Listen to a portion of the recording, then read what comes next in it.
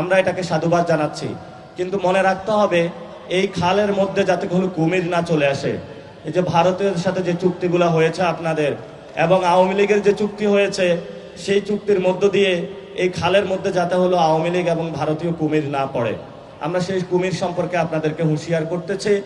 এবং পুরো বাংলাদেশের দিকে তাকালে আমরা দেখি দর্শন হচ্ছে, বিচার হচ্ছে না, সংস্কার প্রক্রিয়া হচ্ছে না। এবং গতকালকেও শহীদ মিনারে একজন নাগরিকের জীবনহানি হয়েছে, নাগরিকদের কোনো জীবনে নিরাপত্তা নাই।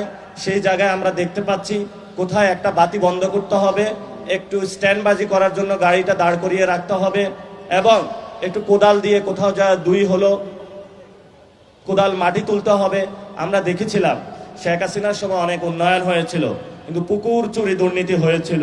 তা আমরা আশা করব এই খাল খনন কর্মসূচিতে যাতে এই ধরনের দুর্নীতির ছোঁয়া না পড়ে এবং কোনো কুমির চলে না আসে, আমরা সেই বিষয়ে হলো প্রধানমন্ত্রীর কাছে আহ্বান রাখবো।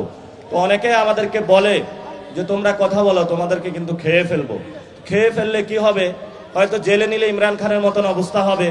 আর যদি আপনারা আমাদেরকে হলো মেরে ফেলেন, তাহলে শহীদ ওসমান হাদি ভাইয়ের ইনসাফের পথ তো আমাদের আছে।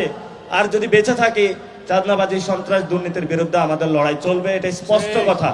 এবং সামনে লোকাল গভর্নমেন্ট আসতেছে, এই ইলেকশনে ইঞ্জিনিয়ারিং হয়েছে, সামনে ইলেকশনে আপনারা আল্লাহর রাস্তায় ইঞ্জিনিয়ারিং এর চিন্তা করবেন না। কারণ গণতন্ত্র মুখে বলেন, গণতন্ত্র শুধু মুখে বললে হয় না, এটা বাস্তবায়ন করতে হয়।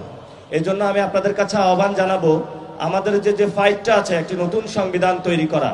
যদি ওই সংবিধান শহীদের বিচার করতে না পারে, শহীদ ওসমান হাদি ভাইয়ের বিচার করতে না পারে, সংস্কার প্রক্রিয়ার মধ্য দিয়ে না দাঁড়াতে পারে, হয়তোবা খালেদা জিয়ার পথ ধরে এই সংবিধানকে আমরা বুড়িগঙ্গায় ফেলে দিতে বাধ্য হব।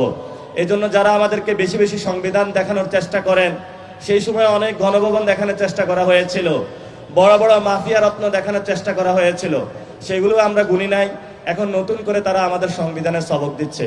সংবিধানের সবক যদি এতই দিয়ে থাকেন, যেই সংবিধান আমার 2000 ভাইকে শহীদ হতে রক্ষা করতে পারে নাই, যেই সংবিধান এসালামের মতন গ্রুপকে বাংলাদেশের টাকা দেউলিয়াত্ব করার জন্য হলে স্কোপ দিয়েছে, যেই সংবিধান বাংলাদেশের মানুষকে প্রত্যেকটা জায়গায় ধর্ষণের মুখ থেকে রক্ষা করতে পারে না, যেই সংবিধান স্কুল কমিটি থেকে প্রেসিডেন্ট হাউস পর্যন্ত দুর্নীতি থেকে বাংলাদেশকে রক্ষা করতে পারে না, সেই সংবিধান দিয়ে আমাদেরকে কি করব? এখন সংবিধান নিয়ে কথা বলে আবার এই মামলা হামলার তারা হুমকি দিতে পারে। আমরা স্পষ্ট আপনাদেরকে বলতেছি, হয়তো এই সংবিধানের মৌলিক কাঠামোতে পরিবর্তন নিয়ে আসেন, না হলে হয়তো এই সংবিধান পুরো দুস্তর আমরা পরিবর্তন করে দিতে ইনশাআল্লাহ রাজপথে সবাই ঐক্যবদ্ধভাবে লড়াইয়ে নামবো। এখন তারা আমাদেরকে বলে যে তোমরা রাজুতে ডাকো, মানুষকে বললে কি নামবে নাকি? মানুষ বললে নামবে নাকি?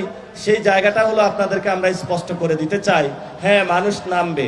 কারণ মানুষের পকেটে এখনো চাকরি আপনারা দিতে পারেন নাই, তরুণ সমাজের জন্য এখনো কিছু করতে পারেন নাই। আপনারা যে জায়গায় করেছেন, আপনার যারা ফ্যামিলি কার্ড দিচ্ছেন, আগে মসজিদগুলোর সামনে যাবেন, যে গরিব মানুষগুলো বসে থাকে তারা কি ফ্যামিলি কার্ড পেয়েছে? আমরা শুনতে পাচ্ছি ফ্যামিলি কার্ডের নামে মানুষের হলো কার্ড 500-600 টাকা করে দুর্নীতির মাধ্যমে নিয়ে যাওয়া হচ্ছে, এবং দুর্নীতির একটা মহা উৎসব তারা শুরু করছে। এবং কিছু বললেই বলে বিএনপির নাকি আমরা সবকিছু সমালোচনা করি। আমরা আপনাদের সমালোচনা করি না, আমরা আপনাদের বিষয়গুলো আলোচনা করি যাতে আপনারা শুধরানো হন। কারণ আমরা চাই না আপনি হাসিনার মতন ফেসিস্ট হয়ে ওঠেন, অলরেডি ওঠা শুরু করেছেন। কিছু বললেই আপনার এই যে ছাত্রদল, যুবদল, গুন্ডা বাহিনী যেভাবে অ্যাটাক শুরু করে, এতে আমরা ভীত সন্ত্রস্ত হচ্ছি। কিন্তু ভীত সন্ত্রস্ত হলেও আমরা যে এর বিরুদ্ধে দাঁড়াবো না সেটা কিন্তু আমরা বলি না, আমরা অবশ্যই দাঁড়াবো। এবং আমরা আশা করব এই যে বাংলাদেশের সাংবাদিক ভাইরা রয়েছে, আমাদের উইমেন সোসাইটি রয়েছে, আমাদের তরুণ ভাইরা রয়েছে, আলেম ওলামারা রয়েছে, তাদের জন্য প্র্যাকটিক্যাল স্টেটের জায়গা থেকে কোনো কিছু নিয়ে আসেন। আপনি 5000 টাকা আলেমদেরকে দিলে হবে না, আপনি 5000 টাকা একজন পুরোহিতকে দিলে হবে না, বরং তার স্ট্রাকচারাল কাঠামোগুলো চেঞ্জ করতে হবে। আপনি একদিকে হলো আলেমদেরকে পিটাবেন হলো ইন্ডিয়ান বাহিনী নিয়ে এসে, আর একদিকে তাদেরকে 5000 টাকা ধরিয়ে দিবেন, এটা আসলে নতুন বাংলাদেশ না। এই জন্য বেফাকুল মাদ্রাসিল যে আরাবিয়া রয়েছে, তাদের একটা দীর্ঘদিনের একটি কর্মসূচি রয়েছে, তাদের একটা সনদ বা স্বীকৃতি প্রয়োজন। আপনি 5000 টাকা তাদের দরকার নাই, আপনি তাদেরকে স্বীকৃতি দেন। ইনশাআল্লাহ আমরা বলেছিলাম আমরা যখন ক্ষমতায় যাব তাদেরকে সেই স্বীকৃতি বাস্তবায়ন করব। যদি তাদের স্বীকৃতি বাস্তবায়ন করতে হয় তাহলে আপনার এই ভিক্ষার টাকা তাদেরকে নিতে হবে না, তারা নিজেরাই ইনকাম করে ইনশাআল্লাহ বাংলাদেশে বাস্তবায়ন করতে পারবে তাদের স্বপ্নগুলো। এই জন্য আমরা বলবো স্ট্রাকচারাল মৌলিক পরিবর্তন আনেন, এইসব লোভ দেখানো স্ট্যান্ডবাজি এই তারেক রহমানের কেরামতি আমরা বন্ধ করার জন্য অনুরোধ জানাচ্ছি। আগে চলতে হলো শেখ হাসিনার কেরামতি, এখন এসছে আল্লামা তারেক রহমানের কেরামতি। এইসব বুজুং বাজুং কেরামতি বন্ধ করেন, স্ট্রাকচারাল মৌলিক পরিবর্তন বাংলাদেশে নিয়ে আসেন, তাহলে বাংলাদেশের মানুষ মৌলিক